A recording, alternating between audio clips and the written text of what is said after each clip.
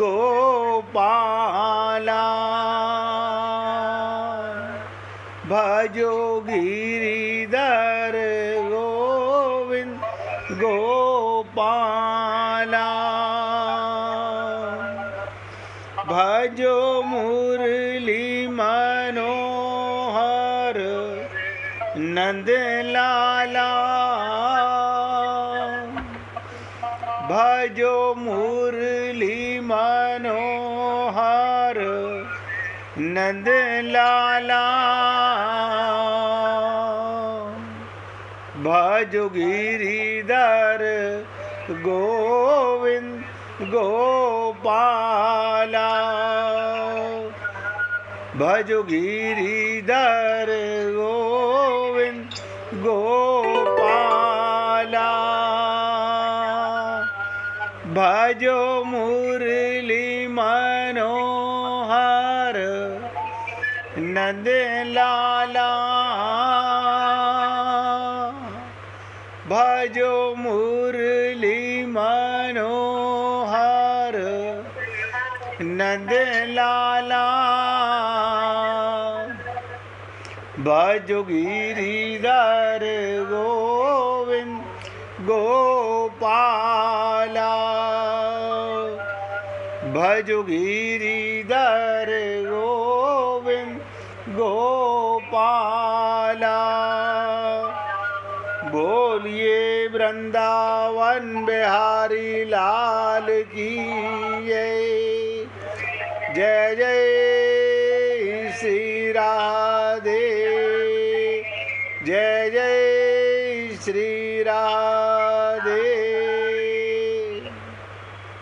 सभी भक्तों से निवेदन, बहुत एकाग्रचित होकर सत्संग के प्रत्येक शब्द को बोलिए बोलिए। आज सत्संग के ऊपर सुनाना है आपको। सत्संग के ऊपर सुनाना है। आज सत्संग कैसे सुनना चाहिए, क्या लाभ है सत्संग सुनने से? बहुत सुंदर, बहुत सुंदर। सुनने जरूर बताएंगे। आपने याद दिलाया, बड़ी मेहरबानी। पूरे एकाग्रचित होकर सुने। वीना जी ने कहा सत्संग सुनने की विधि, सत्संग कैसे सुनना चाहिए मैं बताऊं। ध्यान से सुनो। अब आप उसे जैसे बताऊं वैसे सुने, तब तो लाभ है। अब आप ध्यान से सुनिएगा। मैं बताऊं, आप बता दो, हम सुने या ना सुने, तो फिर मेरे बताने का कोई लाभ नहीं है। इसलिए हे पुण्य आत्माओं, जितनी एकाग्रता से आपने इच्छा जाहिर की, उतनी एकाग्रता के साथ सत्संग सुनने की विधि समझो। श्रोता को चाहिए, सुनने वाले को चाहिए, वो वक्ता की अपना कान, ध्यान से सुनो। अगर आपके सामने संत महात्मा बैठे हुए हों, लाइव सत्संग चल रहा हो, निरंतर देखते हुए, और कान गुरु के होठों से लगाकर सुनना चाहिए। बहुत ध्यान से सुनो। श्रोता को चाहिए वो वक्ता की तरफ, संत की तरफ, गुरु की तरफ निरंतर देखते हुए या कान लगाकर सुने, इधर उधर ना देखे। देखो, आपने पूछा है तो मैं बता रहा हूं। जैसे नाम जप अपने आप होता हो तो कोई बाधा नहीं, लेकिन जो जप करे और सत्संग भी सुने, ये दो बातें नहीं हो सकती। बहुत से लोग क्या करते हैं, सत्संग सुनाते रहो, हम माला फेरते रहेंगे। या जप करो या सत्संग सुनो, मन तो एक है। और हम लोग इतने चालाक हैं, हम सत्संग भी सुनते रहते हैं और मन से न जाने क्या क्या करते रहते हैं। और ध्यान से सुनो, जैसे श्वास चलते हैं, आंखें खोलते हो तो भी चलते हैं, बंद करते हो तो भी चलते हैं, उससे सत्संग सुनने में कोई बाधा नहीं लगती। आप बताइए, आंख खोलो चाहे बंद करो, सत्संग सुनने में कोई बाधा नहीं लगती। ऐसे ही स्वाभाविक जब होता हो तो कोई बाधा नहीं लगती। जो यहाँ सत्संग में बैठे बैठे बहुत से लोग क्या करते हैं, मैं नाम नहीं लूँगा, एक भक्ता को हमने देखा जब हम लाइव सत्संग करते थे गीतांजलि अपार्टमेंट में, उस समय सत्संग भी सुन रहे हैं और राम राम भी लिख रहे हैं।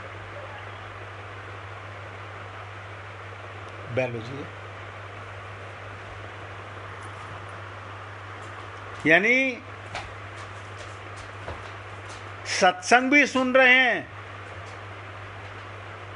और राम राम राम राम भी लिख रहे हैं। हमने टोका नहीं,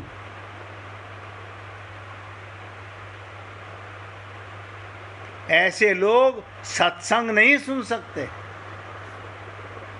यानी वो कॉपी भी भर रहे हैं,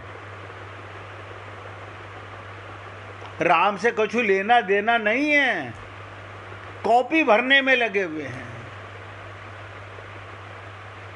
यहाँ कई लोग ऐसे होंगे जो उस समय भी थे, वो समझ सकते होंगे कि कौन था ऐसी भक्ता जो राम राम लिखती रहती थी। थोड़ा सा फिर भी खोल दो तो मेरा,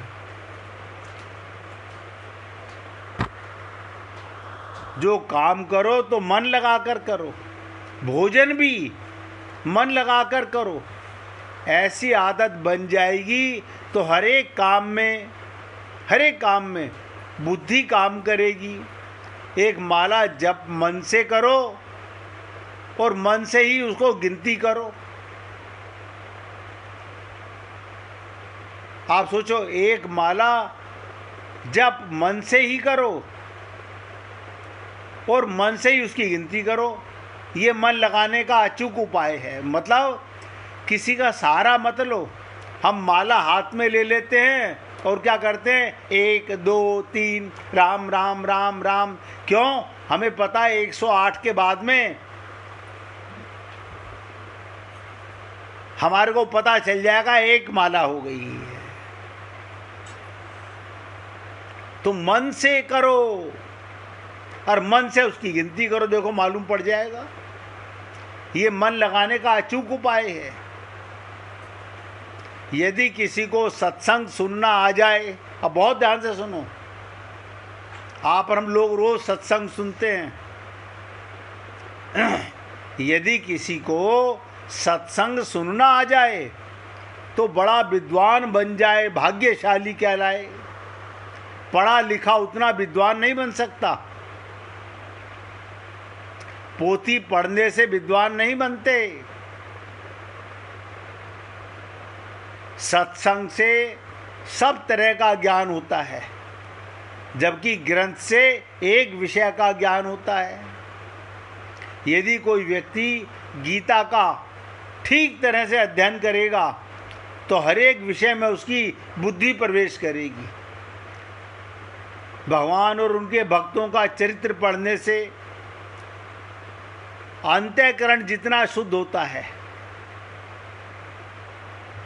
भगवान का और उनके भक्तों का चरित्र पढ़ने से अंतःकरण उतना विवेक से नहीं होता।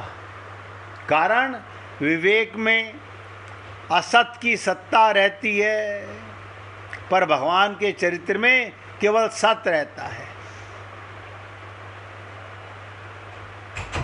अनुभवी पुरुषों में भी बहुत अनुभवी होते हैं, वक्ता कोई कोई एक होता है। तत्वज्ञ जिसे ये ज्ञान हो गया मैं आत्मा हूँ, तत्वज्ञ पुरुष के द्वारा जो तत्व मिलता है वो अभ्यास से नहीं मिलता। तो वक्ता के अनुभव में और श्रोता के अनुभव में बड़ा फर्क है। वक्ता का जो अनुभव है वो उसकी बुद्धि में पूरा नहीं आता। जितना बुद्धि में आता है उतना मन में नहीं आता, जितना मन में आता है उतना वाणी में नहीं आता। वक्ता पता नहीं क्या क्या बोलना चाहता है, बहुत बोलना चाहता है, लेकिन मैंने बताया जितना विवेक में होता है उतना बुद्धि में नहीं आता, जितना बुद्धि में होता है उतना मन में नहीं आता, जितना मन में आता है उतना वाणी से बोला नहीं जा सकता।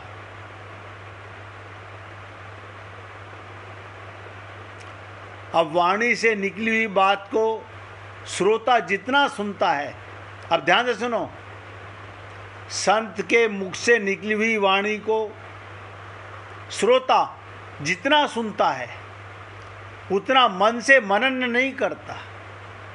मैं आप सब लोगों से निवेदन कर रहा हूँ, मैं रोज कहता हूँ कि इसके बाद में इसका चिंतन करो, मनन करो।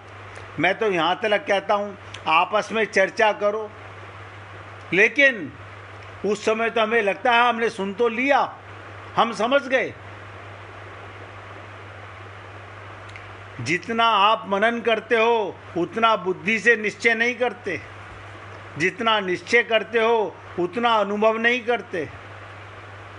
सुनने में सुनाने वाले की, ध्यान से सुनो, सुनने में सुनाने वाले की बुद्धि की प्रधानता है। अब कोई संत बोल रहा है ये तो उसकी बुद्धि से आ रहा है।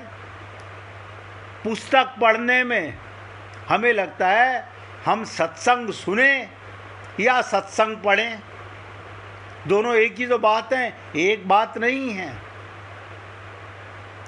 सुनने में सुनाने वाले की बुद्धि, पढ़ने में आपकी अपनी बुद्धि होती है।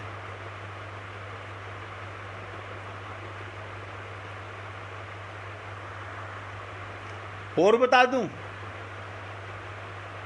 गाय का बछड़ा, बहुत ध्यान से सुनो, गाय का बछड़ा अपनी माँ गाय के थनों का दूध पीने से जितनी जल्दी पुष्ट होता है, ताकतवर होता है, उतना आप वही दूध निकाल के पात्र में रख के पिला दो, उससे नहीं होता। अब इसे पकड़ सको तो समझ लेना। आपने कभी किसी किसान को, गाय भैंस पालने वाले को बाहर दूध पिलाते नहीं देखा होगा। आजकल की महिलाएं बहुत समझदार हैं, बच्चे को पैदा होते ही बाहर से दूध पिलाने लगती हैं।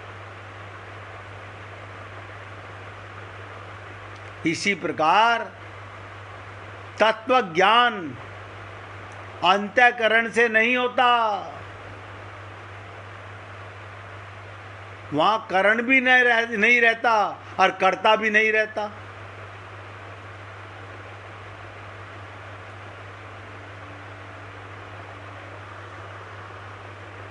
मैं आपसे बार बार तत्व ज्ञान पर चर्चा करता हूं। तत्व ज्ञान से तत्व की प्राप्ति नहीं होती, अज्ञान का नाश होता है। अब आप और हम लोग देखो, बहुत ध्यान से सुनो, हम लोग अपने आप को, कोई आपसे पूछे यहाँ पर पुरुष खड़े हो जाओ तो स्त्रियां खड़ी होंगी? कोई खड़ी नहीं होगी। अगर कोई कहे स्त्रियां खड़ी हो जाओ तो पुरुष कोई खड़ा नहीं होगा। और कोई अगर संत महात्मा ये कहे आत्मा खड़े हो जाओ, तो हम पहले देखेंगे कि कौन कौन खड़ा हो रहा है। ये अंतर समझो। खाली तत्व ज्ञान से तत्व की प्राप्ति नहीं होती। आपको क्या लगता है, आपको ये पता चल गया थ्योरेटिकल में आत्मा हूं तो अज्ञान का नाश हो गया ना? अज्ञान का नाश करके तत्व ज्ञान स्वयं शांत हो जाता है। जैसे कबीर ने कहा, मैं राम की दुल्हनिया गांठ गठिया लिया, बार बार खोल के क्या देखना। अब आपको एक बार आत्मज्ञान हो जाए, सत्संग सुनना आ जाए। बहुत श्रोता ऐसे होते हैं, सत्संग सुनते हुए अपनी आंखें बंद कर लेते हैं, अपना कान संत के मुख पर लगा देते हैं। हे पुण्य आत्माओं, इस प्रकार तत्व ज्ञान भी तत्व तक नहीं पहुंचता, फिर करण कैसे पहुंचेगा। ज्ञान तो स्वतः सिद्ध है। अब बताओ, हमारे ऊपर अज्ञानता का पर्दा पड़ गया है। आप और हम सब लोगों ने अपने को शरीर मान लिया है, यह अज्ञान है। और इसके अज्ञानता इतनी नहीं, इसके तो हम बहुत आगे बढ़ गए हैं। हम ब्राह्मण हैं, हम क्षत्रिय हैं, हम वैश्य हैं, हम शूद्र हैं, हम व्यापारी हैं, हम नौकरी करने वाले हैं।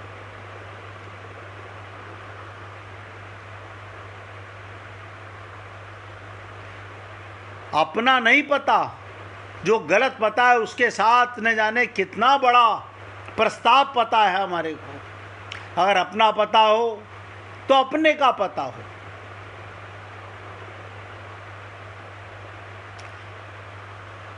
आत्मा और ये ज्ञान उत्पन्न नहीं होता, कहीं पेड़ों पर नहीं लगता ये फल, कहीं जमीन से पैदा नहीं होता। क्यों? जो मिटेगा उसका जन्म होगा। हम कभी मरे ही नहीं आज तक, तो हमारा जन्म कैसे होगा। लेकिन आप और हम लोग इसी अज्ञानता में जी रहे हैं। बस एक दिन हमारा जन्म हुआ था, एक दिन हमारी मृत्यु हो जाएगी। ये तो उन लोगों का हाल है जो सत्संग नहीं सुनते, उनकी तो बात ही छोड़ दो। जो सत्संग सुनते हैं वो भी ऐसा मानते हैं। इसीलिए ज्ञान होने पर, अब आप बताइए, अंधकार और प्रकाश में क्या अंतर है। हमें आत्मज्ञान नहीं है इसलिए अंधकार है। आत्मज्ञान हो जाए तो अंधकार है ही नहीं। आत्मा प्रकाश स्वरूप है। अब प्रकाश के ऊपर अंधकार कैसे हावी होगा।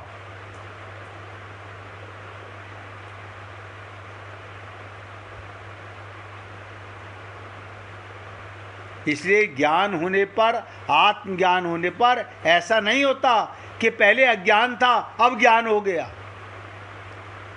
पहले ज्ञान नहीं था इसलिए अज्ञानी थे हम लोग।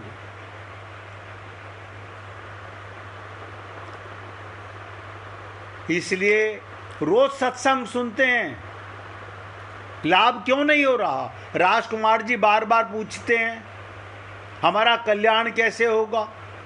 आप मुझे बताइए, रोटी खाते हो, पेट में जाती है कि नहीं जाती है। हाँ जाती है। पानी पीते हो, पेट में जाता है कि नहीं जाता। हाँ जाता है। सो के उठते हो, थकान जाती है कि नहीं जाती है। हाँ जाती है। तो सत्संग सुनने से आपको आत्मज्ञान क्यों नहीं हुआ। क्योंकि हमें सत्संग सुनने की विधि का ही नहीं पता।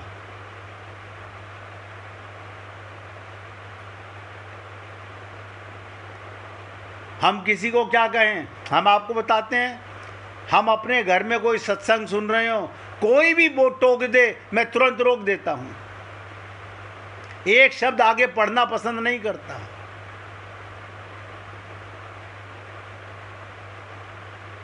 मैं वो काम नहीं करना चाहता कि मैं एक साथ दो काम कर रहा हूं। इसलिए पुण्य आत्माओं, अच्छा किया वीना जी ने याद दिलाया। और ये आपको सबको निवेदन कर रहा हूं, जब सत्संग सुनो, बताओ सत का संग करने में भी हम इतने चालाक हैं, मन इधर उधर भटकाते रहते हैं। आप सोचो, हम सब शरीर को शुद्ध करते हैं, मन बुद्धि बिगड़े हुए हैं। अब कोई कह सकता है मेरे मन में पाप है, मेरे बुद्धि में पत्थर पड़े हुए हैं? कोई नहीं कहेगा। हर व्यक्ति ज्ञान पेलने को तैयार है। अनपढ़ से भी पूछो, वो भी न जाने किस किस को ज्ञान दे देगा। जब तक आत्मज्ञान नहीं, तो सारा ज्ञान 0/100 है।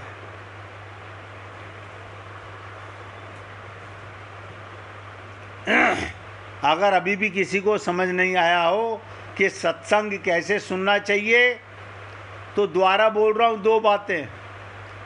सुनने वाले को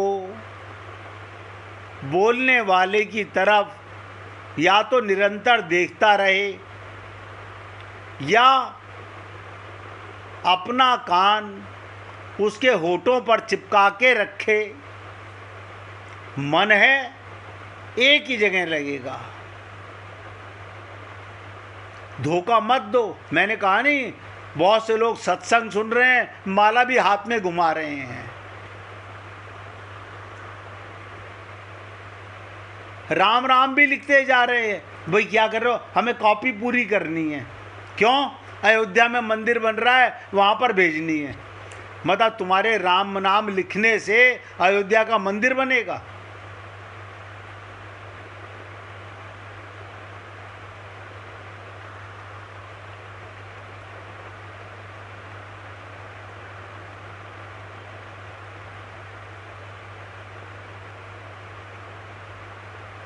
इसलिए मैं तो वो शब्द नहीं बोल रहा हूं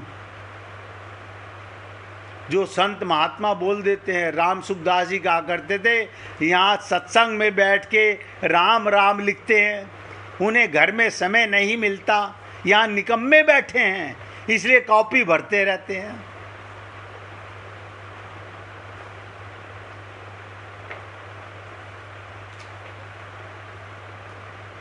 उम्मीद करता हूँ आप सब लोगों ने बहुत एकाग्रता से सुना होगा।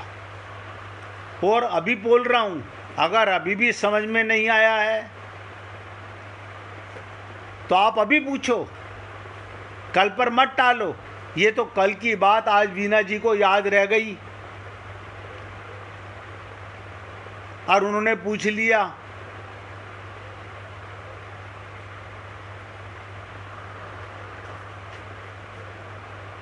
जो काम करो मन लगाकर करो। गोपियां कहती थी कि ऊधो मन ना बये 10-20। हमने मन को क्या कर रखा है? 10-20 जगह लगा रखा है। मन एक ही है। अभी 1 सेकंड में यहाँ, 1 सेकंड में वहाँ, 1 सेकंड में वहाँ, और हम बैठे हुए सत्संग में, हम मंदिर में हैं, हम पूजा कर रहे हैं, मन छलांगे मार रहा है। हम तो कहते हैं भोजन करो तो मन लगा कर करो, जो काम करो पूरे मन लगा कर के करो।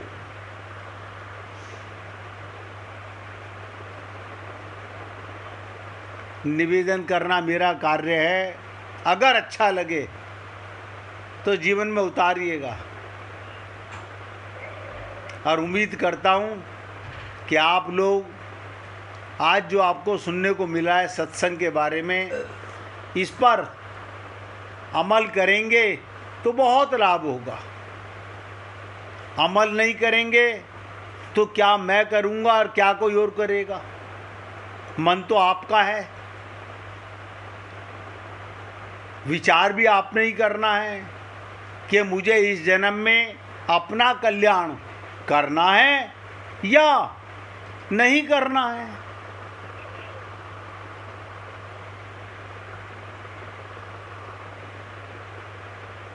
आप देखो, कल हम चर्चा कर रहे थे, अब ध्यान से सुनिएगा, किसी ने कोई प्रश्न नहीं किया है, मैं आगे बढ़ रहा हूँ। कल हम चर्चा कर रहे थे कि भगवान राम ने सुग्रीव के बारे में सोचा कि देखो, मैंने उसे राज्य सौंपा और साथ में कहा सीता की खोज मत भूल जाना। भगवान ने हमको शरीर दिया, संत महात्मा दिए, और भगवान ने कहा जब हमारा जन्म हुआ था आत्मा हम जब भी उतने ही बड़े थे। अब ये भी आपको खुलासा कर देता हूँ, आत्मा बड़ी चौड़ी नहीं हुई है। आत्मा माँ के गर्भ में जितनी थी उतनी आज है। आप आत्मा पहले भी थे, आत्मा आज भी हो, लेकिन पहले मन एकदम निर्मल था। माया में आते ही आप बताओ, हमारा संबंध केवल भगवान से था।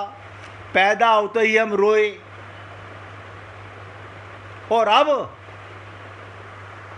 हमारा इतना लंबा चौड़ा परिवार, इतना लंबा चौड़ा व्यापार, इतने बच्चे कच्चे, पोता पोती, बेटा बेटी, ये क्या हो गया? यानी आत्मा तो वही, ये भी आप सब नोट कर लो, आत्मा में एक बाल ना बढ़ता है ना कम होता है।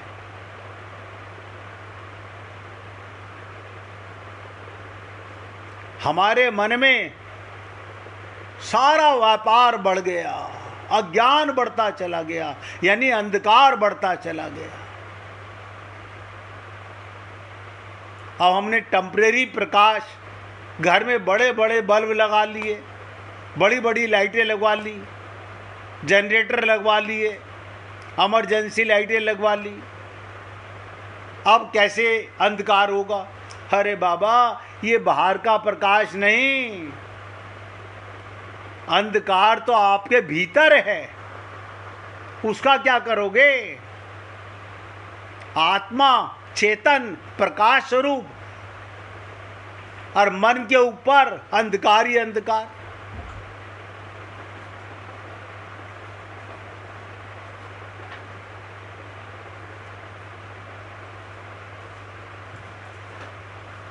इसलिए आप और हम लोग किसी को धोखा नहीं दे रहे हैं। मैं आपको अपने सहित सबको चेतावनी दे रहा हूं, अपने सहित हम किसी को धोखा नहीं दे रहे, हम स्वयं को धोखा दे रहे हैं। हम किसी को धोखा दे भी नहीं सकते, अपने आप को धोखा दे रहे हैं। क्या धोखा दे रहे हैं? हम भगवत प्राप्ति को कल पर टाल रहे हैं। सारे काम आज, भगवान से कल मिल लेंगे। भगवान भी कहता है कोई जल्दी नहीं है, कोई यही जन्म थोड़ी है, फिर कभी जन्म मिल जाएगा।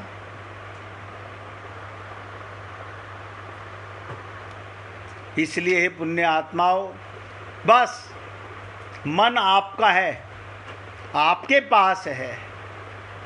मन में क्या भरा हुआ है, बुद्धि में क्या भरा हुआ है, कहाँ का अपनापन है, और चित्त में लॉकर में, लॉकर तो भगवान ने एकदम खाली भेजा था। मन शुद्ध था, बुद्धि में अपना संबंध भेजा था। अब हम भूल गए। अब तो हमने ऐसा संसार बना लिया कि भगवान का संसार छोटा, हमारा संसार बड़ा है।